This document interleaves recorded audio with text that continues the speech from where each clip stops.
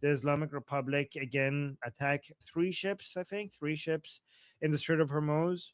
This time, the United States responded in the way that we expected. However, this time it was five times more aggressive than before. So they specifically said that this time is not going to be proportional, is going to be disproportional, and they they delivered. But on top of that, beyond just attacking militarily, they removed a waiver for the Islamic Republic to sell its oil, and that is very significant. So the Islamic Republic is obviously going to retaliate again. But beyond all of that, we also have President Trump's really big shift in tone, which I want to see what you guys think about. So President Trump came out and called the Islamic Republic liars, cheats, scum, evil, sick people. He said they're cuckoo. So basically, he said that he has never dealt with people like this before. Like he can get along, where he could make deals with everybody, and that's what he does. But the Islamic Republic is different, apparently. Like this is exactly what we have been saying for a long time, and President Trump is now saying that as well. So no more, these people are moderate, more reasonable. Regime change has happened. Like again, he used all of these words: liars, cheats, scum, evil, sick, cuckoo, all of that in one sitting. So he is really unhappy. He also said that he specifically said this. He said, "To me, I think it's over. I don't want to deal with them anymore. There's something wrong with them." So he pointed out that every time they agree to something regarding nuclear negotiations, they immediately lie to the press about it. They call them a cancer. He says you got to cut cancer out early. So you got to cut cancer out early, suggests maybe that he wants to do something early, something soon. Someone's mic is open. Please close your mic. Whose mic is open? I think it's Jose. Okay, there we go. I well, Thank you. Thank you, Danny. I got it. One Thank you, thank you. One last thing that I guys put twos in the chat because I don't want to be talking a lot about this. I want to see what your opinions are about this. But I'm gonna give you one theory that I have and see regarding all of this and see what you guys think about it. I think that all of this is inevitable, and even if we get more ceasefires and more negotiations, we're going to be back here again and again and again and again until the Islamic Republic falls. I think once the United States started this war, with the Islamic Republic, there is no ending this. There's no ending this with any deals. There's no ending this with negotiation. I think Operation Midnight Hammer put United States on a path that the only way it could end is the fall of the Islamic Republic. Once you get on this path, there is no coming off of it. There's something, the fundamentals have to change. The Islamic Republic has always been so fundamentally against the United States that at some point this war would have started. And once this war starts, there is no ending it. There's absolutely no ending it until they until they the Islamic Republic falls. And by the way, I do know that this war started 47 years ago. Okay, but it wasn't this kinetic. The war started the moment the Islamic Republic came into power. The reason the war started then because they announced it. They basically declared war against the United States. They kidnapped American staff at the embassy in Tehran. They have been killing more Americans than any other currently existing regime. They have been chanting death to America every single day for the past 47 years. And they have been promising to bring down United States. And they have meant it. They have meant it and they have been working towards it. So one way or another, this would have happened. This response from United States would have happened. At some point it would have happened. There was no stopping this. And once the response from United States started, there would be no way to stop the continuous response from United States until the Islamic Republic falls. So my theory, which I want to see if you guys are agreeing with or not, is that once we were basically in a cold war with the Islamic Republic for 47 years between the United States and the Islamic Republic, but once you make it kinetic, there is no going back. There is no going back to a cold war. you might have some periods of ups and downs, so with more military tensions and less military tensions, but this will not be over until the Islamic Republic falls. I'm not saying the Islamic Republic will fall soon or late. I'm not making a prediction about that, but I think this we went from a cold war to a hot war with the Islamic Republic. More, I mean, it was always somewhat hot, but more compared to before, and it will be like this. Again, I'm not sure if I'm correct about this. Well, I wanted to put it out there and see if you guys agree with it or not, so I could uh, rethink this if I have to. All right, so I think we already have a lot of twos. Danny, you're modding. Yeah. Okay, thank you, But Danny. since it's an open session, can I just remind people that are new here? The way we do things is I keep a list of people to speak, and please only speak when I call on you. And otherwise, while you're not talking, keep your microphone muted so that we don't get background noise. And if you want to get on the list, put one in the chat with your topic to speak about a new topic, or two in the chat to respond to the current topic. Uh, and remember, the call is recorded, including the chat. So don't say or show anything that you don't want out there on the internet. Okay, let me start going through the twos. Noah is first. I do agree with your theory, Armin. The only thing I would say, though, is that until Donald Trump was elected, all the other US presidents from Carter, Reagan, Clinton, both Bushes, Obama, and Biden, they were okay with the status quo. They were happy to throw the average Iranian under the bus.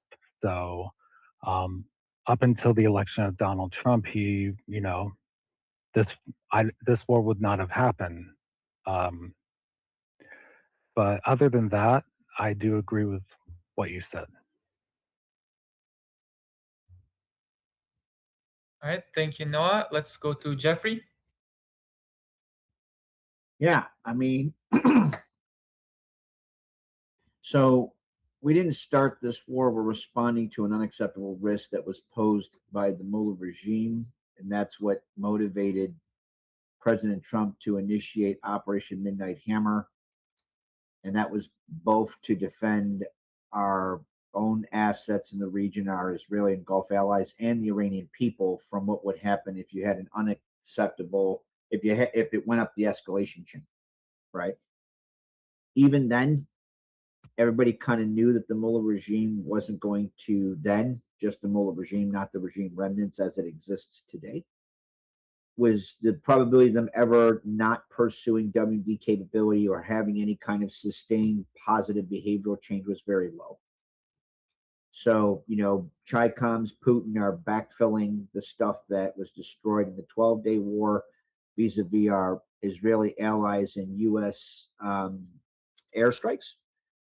It gets to a point like right before February 28th, Mullah regime is getting ready to mass launch at, U.S. assets in the region, Israel, Gulf state allies, intelligence shows are marrying.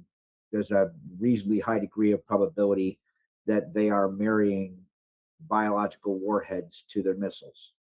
Not going to have that. Again, going to try and we need to end this threat, and we also have to at that time short circuit the chain of escalation that would have occurred where they're able to carry that out.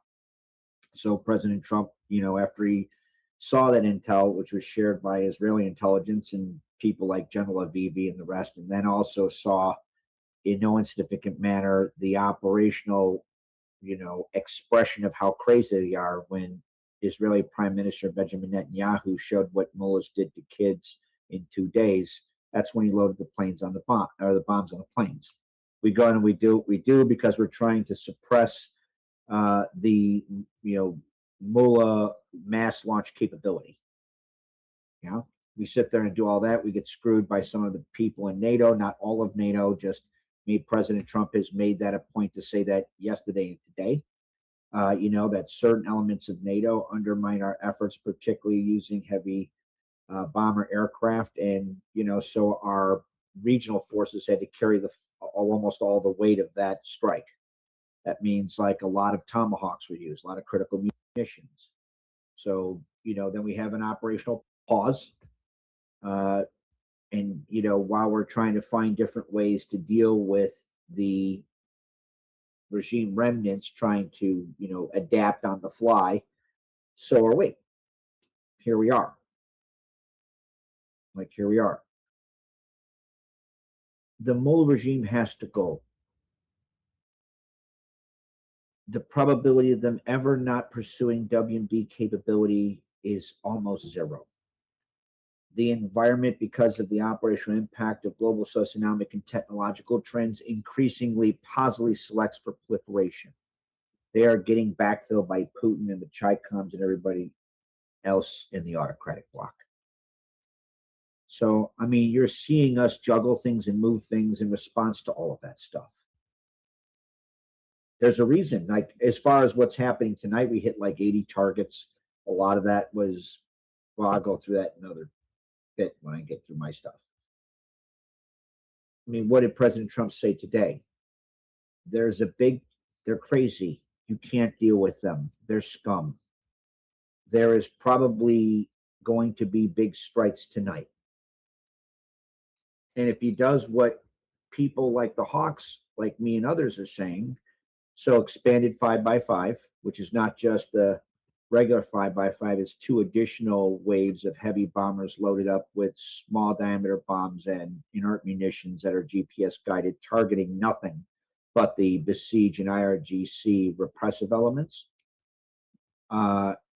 Grabbing all of the oil tankers that are sanctioned, naming His Highness Prince Reza Pahlavi headed transition government, as the official government in exile, giving letters of marque to private entities so that they can bump up our efforts to liberate said oil, and assisting the broader anti-Mullah diaspora in engaging in open source intelligence assessments to facilitate both the economic and kinetic elements of that, while coordinating with Iranian resistance on the ground.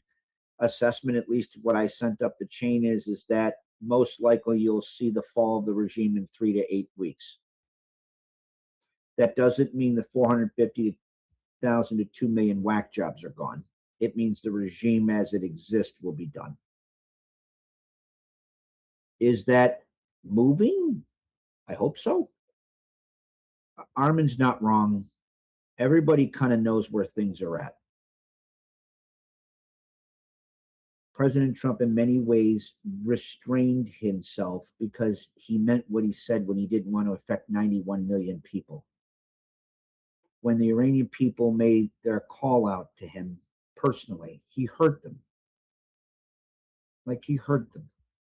And while it's true, different administrations did not take the, he's the only one that would do this. President Trump had a much tougher road to strike the Mullah regime and chose to do so in no insignificant part as a strong secondary reason in response to Iranian people asking for his help and what he saw.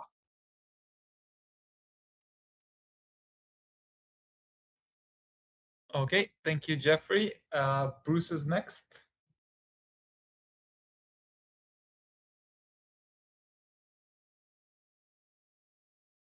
Bruce?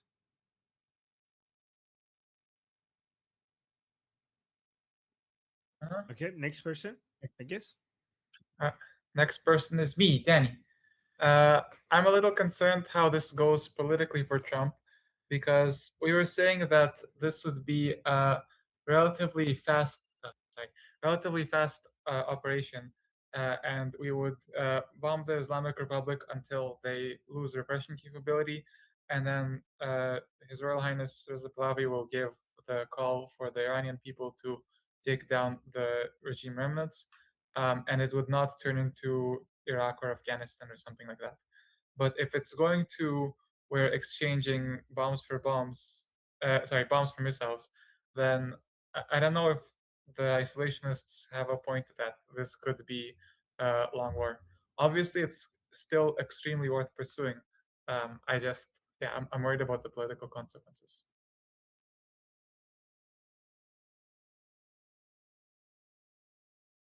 You're muted. I can't.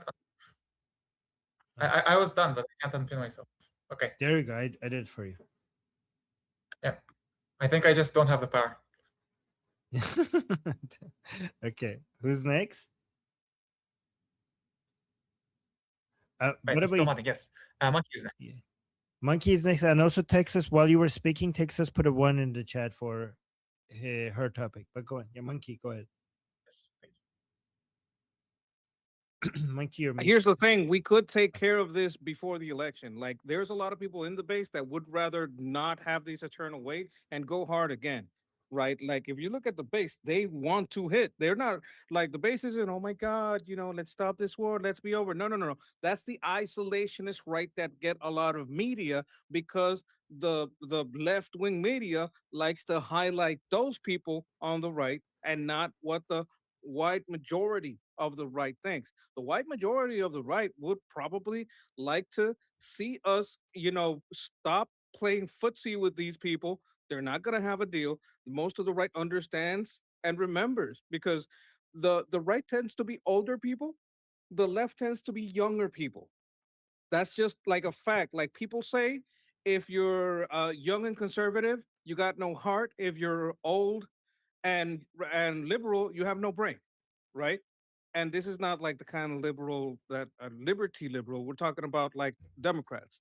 So it is an older audience, and an older audience knows you can't fuck around with these people. You got to bomb 'em, right? I think they're patient enough to know that we need to resupply and do a lot of things, but they will be like, okay, we're doing good in Lebanon, we're doing good in Iraq, but we got to get it done in Iran. If we can start hitting now and be done again by end of August, start of September, we will have two, I would prefer mid-August, we would be able to demonstrate stability into the election and have prices low during the elections, which is what's most important. In September, you still got October, you still got November. As long as you have stability there, you'll be fine. So I think we could open up a new campaign and then calm it back down. I think enough to do that 5 by 5, like 5 days by $5 billion in bombs that Jeff likes to talk about. Like, I would support what he's talking about right there. I think it would get a lot done. And I wouldn't be scared. Like, I would be more afraid of going into the midterms without bombing again. That's what I would fear, that nothing gets done and we're still in this, in this limbo with them. If we get into the midterms, like the base would be angry. The base would be angry if we get to the midterms and we're still in this holding pattern. That's my opinion on that. Okay, thank you, Monkey. Let's go to next person, Kathy. So it's more of a question. So does this mean that Trump is going to change? Well, obviously he's going to continue bombing, but is he also going to focus on arming the Iranian people while they're doing the bombing? Let's see. Let me allow Monkey. I and honestly Jeffrey don't to- know. Okay, Jeffrey, you want to respond to that? So yeah, a lot of different approaches towards track 2 material support to provide lethal, assistance to Iranian resistance is being pursued and or looked at. There are nuances that underwrite all of those efforts. It's not just like airdrop a bazillion machine guns over Iran. I mean, some people like that's like a last ditch effort where you're just like, okay, we're just going to drop like 100,000 machine guns, airdrop, or like 100 million machine guns everywhere, and flatten the playing field. That would be a really bad idea. As far as like making involved, well thought out strategies for track 2 material support, that's very much being pursued. I'm one of them. Some of the people here have actually taken a lecture series on how that would look. Also, there's all kinds of laws that you have to follow so you don't go to prison. Like there's a lot of that there. So that's a very, very valid question. That's something if you want, you can put it at 1 and then I'll respond so that way I don't take up other people's time. That's a very good question. I'd love to talk to you about. I'll say this: it wouldn't be during; it would be after. You don't want to have people come out during a large aerial campaign. Now, like what we could see was what we have seen before. Like if we're just talking about what we have seen before, what we have seen, like close air support to hit targets, like we saw it to the level that they could hit a specific car, and they were hitting checkpoints. Like that's something that you could see. But I think any type of effort like that, if they were trying to support people on the street, it would be air support and it would be from drones. And I'm just speaking on things that we have already seen happen that could happen again, right? But just like last time, it would be after a large bombing campaign. So if I'm going to go, okay, I don't know what's happening behind the scenes, but I'm going off the pattern that I see bombings, then air support. Okay. I think that's all the twos we have, so we can go to the super chats. We got one super chat from Nina, and it's for Jeffrey, saying, Jeffrey, thank you for your time. Iran loves you.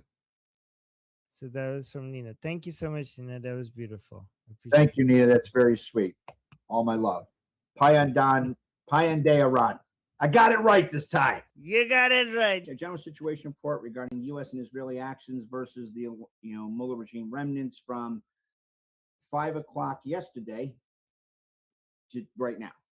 Right. So, as far as U.S. military actions, as you know, CENTCOM conducted major retaliatory raid, hitting about 80 Iranian targets with precision munitions. It focused on air defense radar, anti-ship missile sites, IRGC small boats. About 60 of those got pasted vis-a-vis their Mosquito fleet, coastal facilities in southern Iran. So I'm going to probably butcher this. Hormuzgan? How do I say that, Armin? Hormuzgan. Hormuzgan. I did the best I could do. I'm not going to try it. And I can't. How do I say that one? Mahsa. You got to help me, Armin. I'm Italian. I'm Just say it. Just say, look, I don't even know what you're referring to. So just say a place. Never mind. All right. So yeah, I got the two provinces in southern Iran.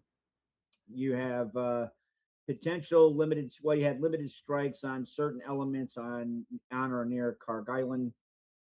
He made it very clear, President Trump made it very clear at the NATO summit. He signaled that further action, we hit them very hard last night. We're probably hitting them hard again tonight, which I really hope so. As far as Israeli military actions by our Israeli allies, the IDF is conducting targeted airstrikes, artillery, and ground raids against Hezbollah infrastructure and personnel in Nezbateh, Bet Jabal, and Tyre areas. Recent examples, reserve troops out of the 679th Brigade in Bint Jabil raid killed a Hezbollah gunman and captured the Radwan Force Commando, which is good for them. They're going to milk him for all the intel they can get out of him. Go get him, guys. Mullah regime remnants action. So asymmetric escalation against shipping and retaliation despite leadership losses. The IRGC and military commands in the Qadim HQ is trying to assert de facto control of the Strait of Hormuz with the stupid shit they're pulling. They're attacking multiple commercial vessels, and they're about ready to find out why you shouldn't poke the bear that is President Trump. Hezbollah, so sustained low-level resistance in South Lebanon. You got rocket, drone, and small arms attacks and ambushes against our RDF allies. Violations of understanding and ceasefire frameworks, go figure. They're a bunch of Islamic fundamentalist douche canoe terrorists, and they maintain some capabilities south of the Litani River and pressuring Israeli forces. They're getting financial military aid reportedly from the regime remnants. Commercial shipping and aircraft, thanks out to Kat and all of her open intelligence that she does on that. Severe disruption and heightened risk regarding commercial shipping in the Strait of Hormuz. As you know, the regime remnants targeted 3 confirmed strikes against oil tankers. It was a Qatari light natural gas tanker, El Rakiyat, and a Saudi flagged super tanker. I'm not going to try and pronounce that name. Multiple tankers are turning back, so the maritime threat level is raised to severe. As far as commercial aircraft in the region, there's limited specific disruptions reported in this narrow window, heightened caution advisories. So, on to statements. President Trump made it very clear ceasefire, as far as he's concerned, is over. We hit them very hard last night. We're going to probably hit them very hard tonight. So, go get them, CENTCOM. Iran is eviscerated military leaders. They're evil people, scum, sick, and cuckoo. Threatens more strikes. You know, it will end very quickly. On on shipping, U.S. may provide insurance. We're looking on making sure they, blunting all the damage there. As far as Israeli Prime Minister Benjamin Netanyahu, he's keeping up his pressure against Hezbollah on the ironclad directive for immediate response to any threat. Regime remnant statements. So, they military HQ has said things like ships must use Iranian or regime remnants routes or face forceful response, decisive and swift, blah, blah, blah, blah. And then immediately got a warhead to their forehead. So what's kind of the overall? You have this kind of fragile post-MOU is collapsed. U.S. is delivering heavy but targeted responses, and we're probably going to scale that up tonight. Hezbollah's pressure in Lebanon continues at low intensity. There's a high degree of probability of further cycles, as Armin very aptly pointed out. Both sides are, saying their thing. That's pretty much it in a nutshell. Hopefully that gives people kind of a toolbox and a flashlight to maneuver through this particular area of the shit sandwich map that we're getting ready to throw into the dumpster along with the IRGC and Mullah regime that fucking cooked and made it. Thank you, Jeffrey. We have a response from Noah. So, Jeffrey, when the attacks were happening last night, Israel did not join in the attacks in Iran. Was that correct? They were only striking in Lebanon. Sorry, I caught you while you were eating. I haven't seen any specifics regarding IDF or Israeli Air Force involvement in those strikes. I can only assume, and you know what they say about assuming you make an ass out of you and some guy named Ming, that almost assuredly they're focused on dealing with Hezbollah's threat in their northern border. I mean, not the least of which is Hezbollah that's been enabled by the North Korean regime building underground little freaky chud tunnels and getting material and monetary support from the regime remnants. So, that's probably why you're not hearing a lot of that. I could be wrong.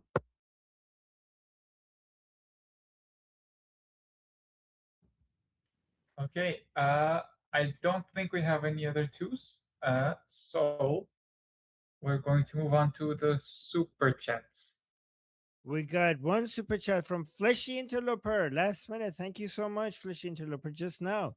Saying time for another regime change. I think he's talking about another layer of the Islamic Republic officials being cutleted.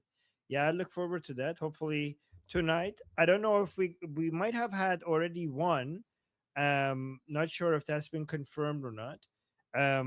Some people are reporting another high-ranking IRGC person has died. But yes, keep doing. I mean, again, it's quote unquote. This is not regime change. But if you keep doing this, we'll eventually have regime change. Yeah, for sure. But yeah, let's see if that high-ranking IRGC person from the Navy, IRGC Navy, it does get confirmed that he's out, because that's a big deal if it's true. And guys, look out tonight. Tonight we're gonna have a lot of people looking out to see how significant the U.S. military attacks are gonna be. My name is Armin Navabi. I'm an Iranian political analyst with decades of experience fighting the Islamic regime inside and outside of Iran. Make sure you follow me for more, and also make sure you join our discussion group. I'm there almost every single day. Come talk to me there and the rest of the people there in our group calls. It's a great place to meet and talk to people who like talking about politics. The link is in the description and or in the bio. You could also get there by scanning the QR code on the screen. See you there.